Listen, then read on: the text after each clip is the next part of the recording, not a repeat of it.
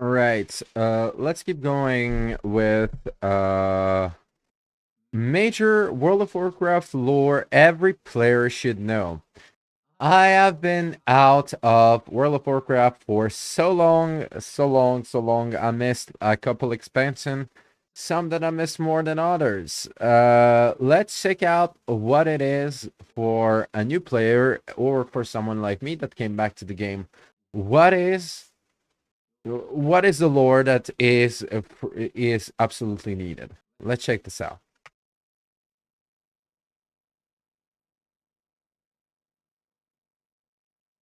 World of Warcraft isn't just a video game.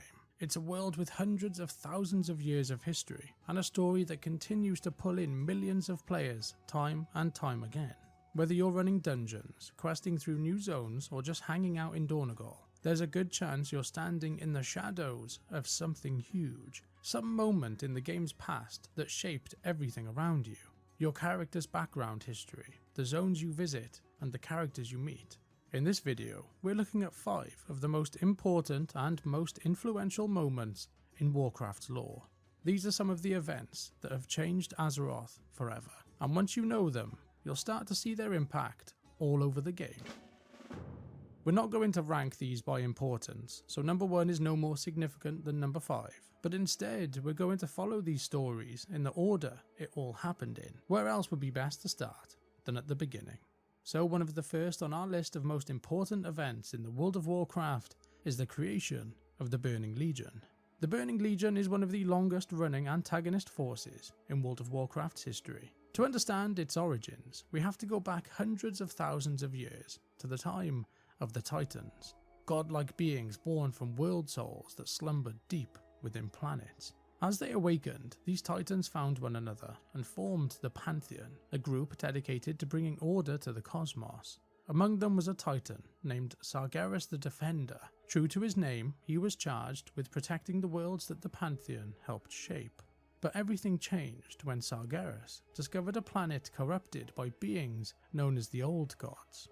These were twisted entities created by the Void Lords to infect slumbering world souls. The Void Lords can be simply explained as a kind of anti-Titan. If the Pantheon are kind of the good guys-ish, then the Void Lords are definitely the bad guys. If the Old Gods were successful, the corruption of a world soul would turn the sleeping Titan into something the Pantheon feared most, a Dark Titan. Something they couldn't defend the universe from. Horrified by the presence of the Old Gods, Sargeras decided to destroy the planet in its entirety, believing it was the only way to stop the threat. But by doing so, he inadvertently killed the nascent world soul within the planet. When he reported back to the Pantheon, they condemned his actions, arguing the corruption could have been cleansed instead. Consumed by fear and doubt, Sargeras isolated himself and eventually came to a grim conclusion. Life itself was the threat, vulnerable to corruption, and he decided that all life had to be purged to protect the universe. And so his burning crusade began. To build the army that would carry out this crusade, Sargeras shattered the demon prison world of Mardum, unleashing its countless inhabitants. The explosion of fell energy twisted his form into something monstrous and left behind a burning wound between the twisting nether and the great dark beyond, a fiery scar in the night sky that marked the beginning of his war on creation. Sometime after Sargeras' betrayal, the remaining titans of the Pantheon discovered the planet of Azeroth, and within it, a powerful, slumbering world soul. Like the planet Sargeras had destroyed, Azeroth was infested with old gods. But instead of destroying it, the Pantheon chose a different path, to save and to purify the world. To carry out this mission, they created the Titan Forged, beings shaped from the crust of Azeroth itself and imbued with the strength and purpose to battle the corruption. Some of these were empowered even further by the Titans themselves, each granted a portion of their creator's powers and personalities. These champions would then become known as the Nine Keepers. Under the leadership of the Keepers, So these are the bosses. So these are the monsters that you encounter in Ulduar. the Titan Forged waged war against the Old Gods and the Elemental Lords, eventually defeating them and bringing order to the planet of Azeroth. The Keepers then created even more Titan Forged to help shape the planet further. Races you might recognize today: the Earthen, the Vrykul, Mechanomes, Mogu, Tolvir, and some others, all crafted from stone and metal using the Forge of Wills, a massive titanic construct designed to build life. But peace wouldn't last forever. One of the now imprisoned old gods, Yogg-Saron, secretly manipulated a keeper named Loken, turning him into a puppet of the old god. Through Loken, Yogg-Saron corrupted the Forge of Wills, unleashing a terrible curse that would change the fate of Azeroth forever. Now you might be wondering, on a list of only 5 events, why include a curse? But the Curse of Flesh is far more significant than it first seems. Over time, this curse spread to nearly all Titan-forged beings. True to its name, it transformed them, turning beings of stone and metal into creatures of flesh and blood. It often stripped them of their immortality and left them far more vulnerable than before. The Earthen became dwarves, Mechanomes became gnomes, and the Vrykul gave rise to the humans. Many of the core races of the Alliance we know today all trace their origins back to this single event. Without the Curse of Flesh, the Alliance as we know it might never have existed. Okay, this is actually a huge information. I actually didn't knew that at all. What the fuck? So it's the Curse of Flesh that makes us, as Alliance, play mortals. This is fascinating stuff. This is actually great content. Kind of wild when you think about it that way. Moving on to our third major event in the Warcraft history, the Great Sundering. This was the catastrophic aftermath of the War of the Ancients, which took place around 10,000 years ago. At the time, the Night Elves had evolved into a powerful civilization thanks to their proximity to the Well of Eternity, a shimmering lake of arcane energy drawn from the very lifeblood of the Night Elves had evolved into a powerful civilization thanks to their proximity to the Well of Eternity, a shimmering lake of arcane energy drawn from the very lifeblood of Azeroth's world soul. The well was actually formed when one of the other old gods was torn from the planet's crust years ago, leaving behind a wound of raw magical power. Over time, the Night Elves began to experiment with the arcane magic, but by doing so, they were unknowingly sending waves of energy rippling across the universe. Those ripples eventually reached Sargeras, the Dark Titan who was always hunting for signs of powerful world souls. Consumed by his mission to destroy all life, he set his sights on Azeroth, determined to claim its power for himself. And with that, Sargeras assembled his army of corrupted demons, the Burning Legion, and launched the first invasion of Azeroth. Azeroth was then defended by those who lived on it at the time, primarily the Night Elves who opposed their kin's reckless use of the arcane magic, and then the dragon aspect. Powerful dragons evolved from Titan-forged beings and charged by the Keepers with protecting the world.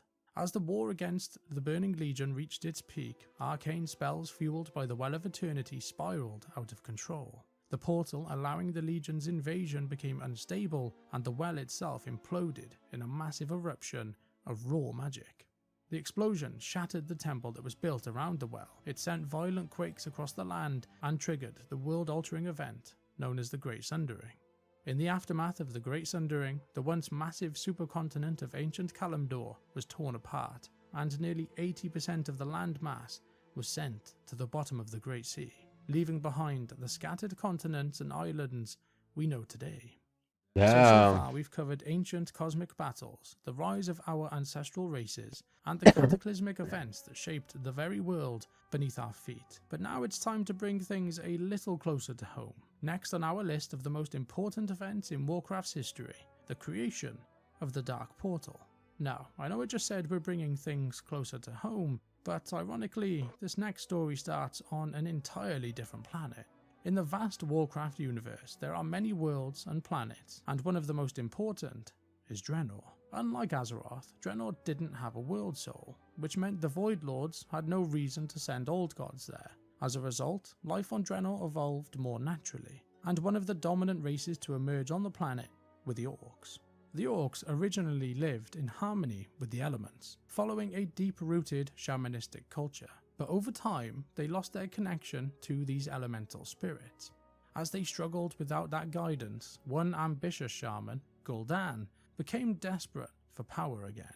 and that desperation caught the attention of course, the Burning Legion. The powerful Eridar demon lord, Kil'jaeden, offered Gul'dan a deal, unimaginable power, in exchange for waging a war against the Draenei, the other major race living on Draenor at that point in time. Gul'dan, of course, agreed, and the corrupted horde was born. After devastating the Draenei and their part of the bargain complete, the Orcs found themselves abandoned by the Legion and struggling to survive once again. Desperate to escape their world and searching for a new planet to conquer, they looked outward, and they eventually found one, thanks to Medivh, a human mage under the influence of Sargeras. Together, Medivh and Gul'dan opened the Dark Portal, a portal linking the world of Draenor to Azeroth, and then soon after unleashing the Orcish invasion that would change the world forever. And I think it's safe to say, no Dark Portal, no invasion of Azeroth, no World of Warcraft. And that's exactly why this moment earns its place on the list of the most important events in Warcraft's history. And finally we come to the last event on today's list, the rise of the Lich King, one of the most iconic and defining moments in Warcraft's history. When most people hear the term Lich King, they immediately think of Arthas Menethil and his infamous Fall from Grace. But Arthas wasn't the first to bear the title of the Lich King. The original Lich King was Ner'zhul, once a respected Orc shaman whose transformation marked the beginning of one of World of Warcraft's darkest legacies. After the Orcs failed to conquer Azeroth, most of them returned home to Draenor. A few years later, they launched a second invasion into Azeroth. Not to conquer it though, but to gather powerful artifacts that they could use to open portals to new worlds. Teron Gorefiend, the first Death Knight and disciple of the fallen Gul'dan, approached the aging shaman Ner'zhul. He urged him to reunite the Orc clans and restore the Dark Portal. Ner'zhul agreed, and Gorefiend was sent into Azeroth, where he successfully recovered 3 legendary relics: the Book of Medivh, the Jeweled Scepter of Sargeras, and the Eye of Dalaran. With these, Ner'zhul planned to open gateways to other worlds, but by this time, the 4th artifact, the Skull of Gul'dan, had already began to corrupt him. The wise shaman was now gone, replaced by someone driven by the hunger for power, no longer caring about the fate of the Horde. As Ner'zhul cast the spells to open multiple portals, the chaotic energy tore Draenor apart. Just before the world collapsed, he and his followers escaped through one of the portals, only to then be captured in the twisting nether by Kil'jaeden. Furious at Ner'zhul's betrayal, Kil'jaeden sentenced him to a fate worse than death. The Demon Lord's loyalists, known as the Dreadlords, Tychondrius, Mal'Ganis, Balnazar, Deathrok, and Varimathras, all tortured Ner'zhul until he submitted. His spirit was then ripped from his body, bound into a suit of enchanted armour known as the Helm of Domination, and a powerful rune blade known as Frostmourne. These 2 relics were then sealed in a block of unbreakable ice, creating the prison that would become to be known as the Frozen Throne. Imprisoned in the Frozen Throne and reshaped by demonic magic, Ner'zhul's mind and spirit expanded beyond mortality, and he eventually became the Lich King, a being of terrifying will, dark power, and the artifact of the horrors still to come. And there you have it, 5 of the most important moments in Warcraft's vast history. Of course... Okay, this was fascinating. I actually didn't knew a lot of them, a lot of these. This was actually a good crash course when it comes to... I didn't knew most of it. But this was really, really, really,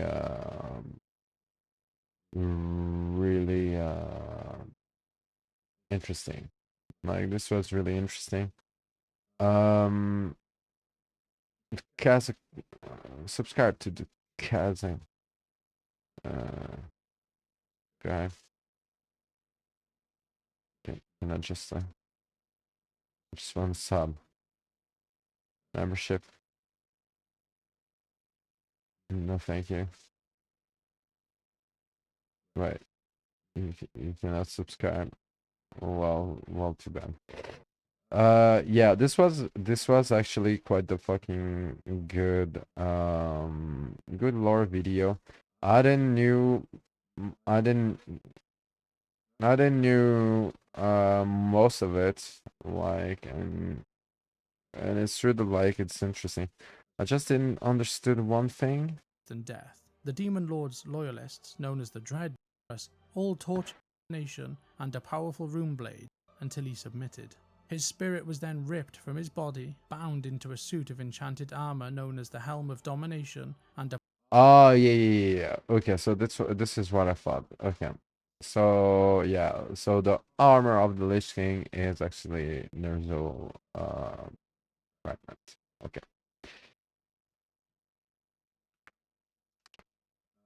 Let me just keep on going.